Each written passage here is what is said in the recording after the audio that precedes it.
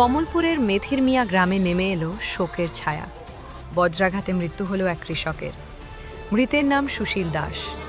জানা গেছে, শুক্রবার বৃষ্টির মধ্যে জমি থেকে গরু আনতে যান তিনি। সেই সময় আচমকাই বজ্রপাত ঘটে। গুরুতর আহত অবস্থায় তাকে উদ্ধার করে হাসপাতালে নিয়ে যাওয়া হলে চিকিৎসকরা মৃত বলে ঘোষণা করেন। এই মর্মান্তিক ঘটনায় গোটা এলাকায় নেমে এসেছে শোকের আবহ। গরু আনতে গেছিল, টানার সময় বৃষ্টি ছিল, গরু আনতে গিয়ে সারা পড়ছে, পাততে গিয়া ভর্তি হয়েছে। কেউ করতে পারে না, বই রয়েছে। বৃষ্টির পরে অনেকে খোঁজাখুঁজি করছে, কেটে হয়েছে, বই গেছে, গরু আনতে গেছে, আনতে আইতেছে না।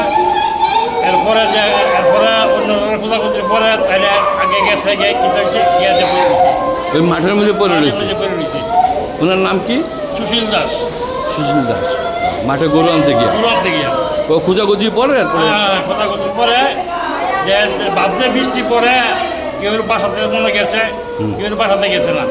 পরে গিয়া দেখে এই অবস্থাতে বেরিয়েছে। ঘটনা হয়েছে, গরু আনতে গেছিল। আচ্ছা, ওই বৃষ্টির মধ্যে ওই ঠাড়ার মধ্যে পড়ছে আর কি। ঠাড়া পড়ছে। আচ্ছা, ওনার নাম কি? সুশীল দাস।